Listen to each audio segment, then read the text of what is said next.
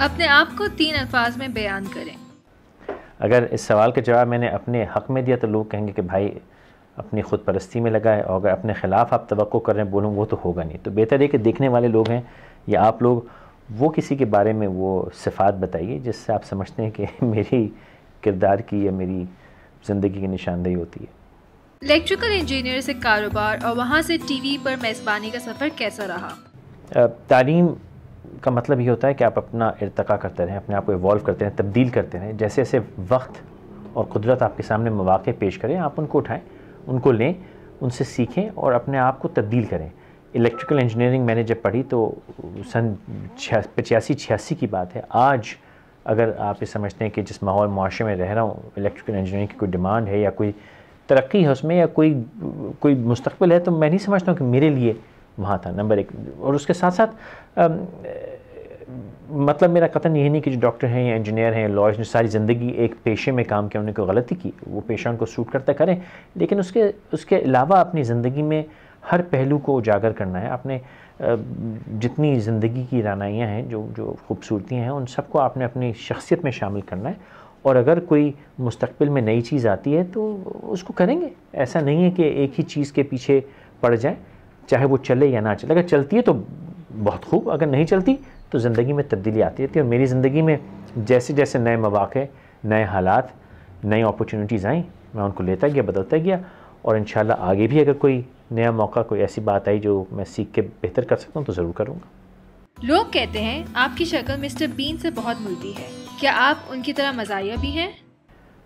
मुझे ये तो नहीं पता कि मेरी शक्ल उनसे मिलती है नहीं, हाँ चंद लोग ये बात कही गई है, लेकिन हाँ मुझ में एक शौक़ है मुझे कि कभी ज़िंदगी में मौका मिला तो जो काम मिस्टर बीन रोवन एटकिंसन साहब ने किया वो मैं ज़रूर करूँ।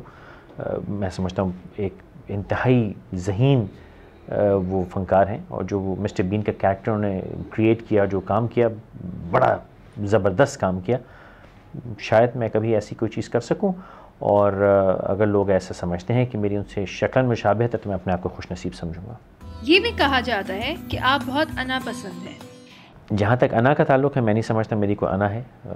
मुझे गुस्सा नहीं आता, मैं फ्लस्टर नहीं होता, मेरा ख़्याल है मैं बदतहज़ीबी बदतमीज़ी नहीं करता। लेकिन हाँ, मेरा जो रवैया है, नज़रिया है, उसमें नॉनसेंस या फजूलियात में मेरा कोई इंटरेस्ट नहीं है।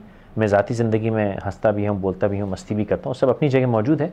लेकिन काम में, धंधे में, ज़िंदगी में वो एक सिस्टम होता है, एक तसलसल होता है चीज़ों का, उसमें चलना चाहिए।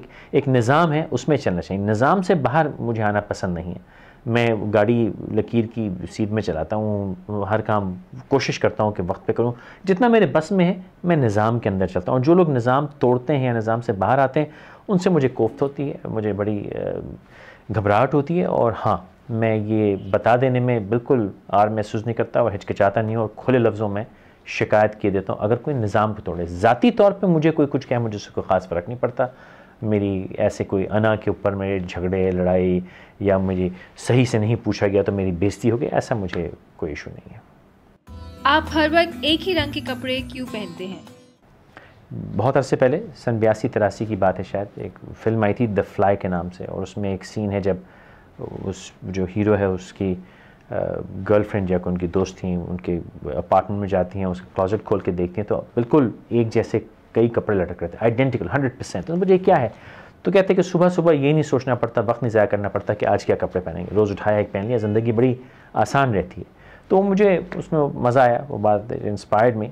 तो एक अरसे तक मेरे पास, जब मैं कैजुअल कपड़े पहना करता तो जीन्स होती थी नीली, और दिन के लिए काले टी शर्ट आइडेंटिकल 6-7 होते थे, और रात के लिए आइडेंटिकल सफ़ेद टी शर्ट हुआ करते थे। बस वही पहनता था, उस पर ज़िंदगी चलती थी। जैसे जैसे वक्त आगे गुजरा, मुझे फॉर्मल कपड़े पहनने पड़े, तो अब काले सूट हैं, सफ़ेद कमीज़ या नीली कमीज़ है, मुख्तलिफ़ रंगों की टाइयाँ हैं, और ज़िंदगी कपड़ों के इंतखाब में परेशान नहीं है। आप मेरी अलमारी खोलेंगे तो आइडेंटिकल सूट्स लटक रहे हैं, कमीज़ें लटक रही हैं, तो सुबह उठो एक नया कमीज़ पहनो, काली पतलून, काला कोट। ज़िंदगी आसान है, इससे ज़रा दिमाग फारिग रहता है और ज़रूरी चीज़ों पे कंसंट्रेट करने के लिए।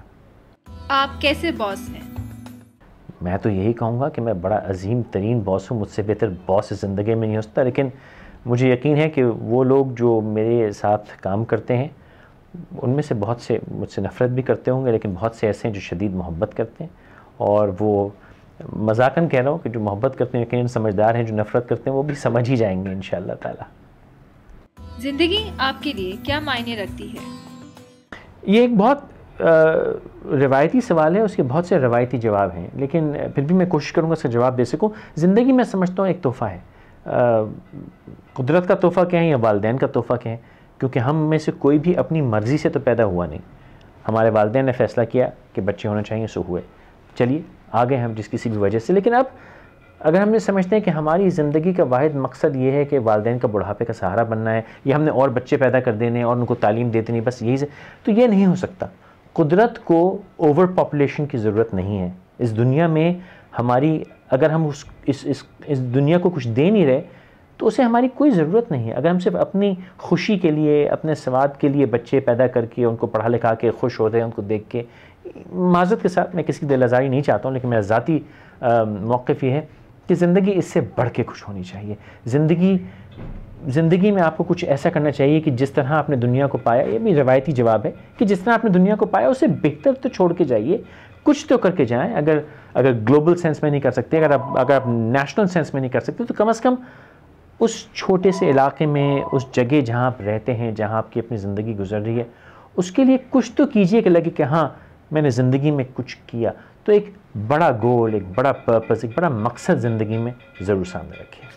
आप अपनी ज़िंदगी में सबसे ज़्यादा किससे मुतासिर हुए हैं? इस सवाल का जवाब तो रिवायतन ये होता है कि मैं एक शख्सियत का नाम लूँ, लेकिन हकीकत ये है कि डिपेंड करता है कि किस चीज़ की बात हो रही है। और हर ज़िंदगी के जो पहलू है उसमें किसी और चीज़ ने मुझे इंस्पायर किया है, मुझे शख्सियात ने इंस्पायर किया है, मुझे वाक़यात ने इंस्पायर किया है, मुझे गानों ने इंस्पायर किया है, मुझे जगहों ने इंस्पायर किया है, मुझे मौसम ने इंस्पायर किया है, मुझे बहुत सी चीज़ों ने इंस्पायर किया। तो डिपेंड करता है क्या वक्त है, क्या मौका है, क्या मौजू है, उसकी बुनियाद पे बहुत सी चीज़ें इंस्पायर करती हैं। मैं समझता हूँ आप सबको ज़िंदगी के हर पहलू में इंस्पिरेशन ढूंढनी चाहिए, और इसका मुख्तसर जवाब मैं ये दूंगा कि मुझे ज़िंदगी ने इंस्पायर किया है। क्या आप एक मुहिब वतन हैं? किसी पे एहसान नहीं कर रहा हूँ, ना पाकिस्तान पे ना पाकिस्तानियों पे। मैं अपनी ख़ुद गर्ज़ी में मुहिब वतन हूँ।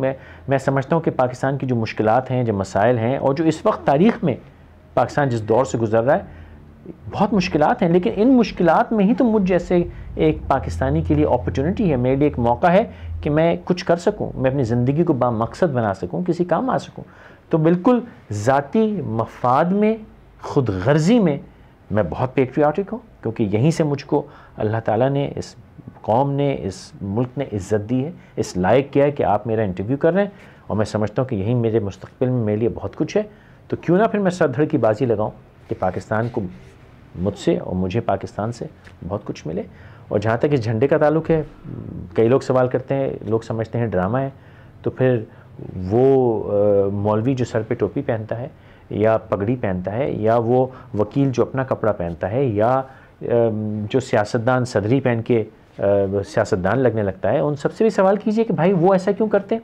वो उनको खुशी देती है, वो उनकी निशानी है। मुझे ये झंडा पहनना खुशी देता है, मुझे लगता है कि मेरी शिनाख्त है, मेरी शख्सियत का हिस्सा है, मेरे लिबास का हिस्सा है, और मैं इसको पहनता हूँ। इसमें ना कोई गहरी वजह है, ना कोई सतही वजह है, बस मुझे अच्छा लगता है, मुझे मज़ा आता है, ये मेरी निशानी है, मेरी शिनाख्त है। स्पीक फॉर चेंज और 247online.tv के पीछे आपकी क्या सोच है? हम सब ज़िंदगी में मुश्किलात के बारे में बात करते रहे, हम मुश्किलात के बारे में सोचते रहे, हम मुश्किलात के बारे में तनकीद करते रहे, शिकायत करते रहे, ये कहते रहे कि हुकूमत बुरी है, हुक्मरान बुरा है, सियासत बुरी है, हर चीज़ के बारे में। दुनिया में पानी ख़त्म हो रहा है, दुनिया में एनर्जी नहीं है, फ्यूल नहीं है, पेट्रोल पे झगड़े हो रहे हैं, जंगें हो, हर चीज़ के बारे में हमने बात की, लेकिन हमने कभी भी इन तमाम चीज़ों की तब्दीली के लिए कुछ ना कहा। हमने ऐसी कोई आवाज़ ना उठाई। हम सबको पता है कि अगर पाकिस्तान की ही मैं बात करूँ या पाकिस्तान से ममालिक की बात करूँ, हम सबको पता है कि तालीम का एक फ़ुक़दान है, तालीमी इदारे काम नहीं कर रहे, आम आदमी को तालीम नहीं, हम सबको पता है, इस बारे में हमने बात की, लेकिन क्या हमने इसको बदलने के लिए बात की? तो स्पीक फॉर चेंज एक ऐसा प्लेटफॉर्म है, इंटरनेट बेस्ड है, क्योंकि इंटरनेट की दुनिया है जहाँ तमाम लोग, नौजवान लोग, एक नई नस्ल, हम सब मिल के ग्लोबल प्लेटफॉर्म पे आके इंटरैक्ट कर सकें, बात कर सकें, और शायद मिल के कौम, गिरोह, सूबे, मुल्क से बाहर निकल के इस दुनिया के जो हम बासी हैं, उस हिसाब से मिल के हम एक दुनिया की मुस्तकबिल, हमारे अपने मुस्तकबिल के लिए मिल के उसके लिए, उसके बारे में नहीं, उसके लिए कुछ कह सकें।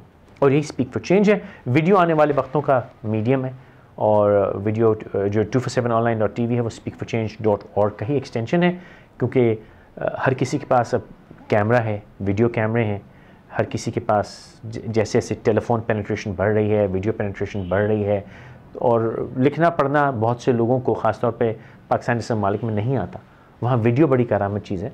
और जो मेन स्ट्रीम टेलीविज़न है उसकी शोहरत से अंदाज़ा कर सकते हैं कि इंटरनेट टेलीविज़न आने वाले दिनों में कितना ताकतवर और मशहूर होगा। तो 247online.tv उसी सिमत में एक काविश है, और speakforchange.org का वीडियो आर्म है। आप अपने मुद्दाहों से क्या कहना चाहेंगे?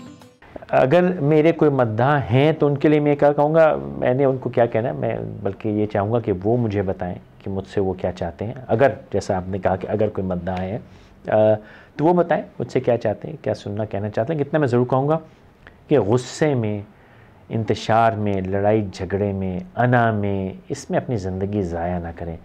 तनकीद में, मनफी बातों में, मनफी सोचों में ज़िंदगी बर्बाद ना करें। ज़िंदगी बड़ी खूबसूरत चीज़ है, और हर लम्हा, हर वक्त जो गुज़र रहा है वो हम एक दूसरे की खींच तान, शिकायत, लड़ाई झगड़ा, ये जो बस तैश है, इसको काबू कीजिए।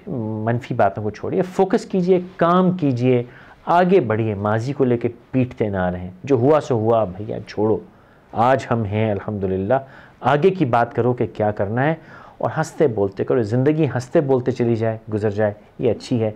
लड़ झगड़ के एक दूसरे की तज़लील करते हुए ना गुजरे तो अच्छा है। बस इतनी ही मेरी दरख्वास्त है।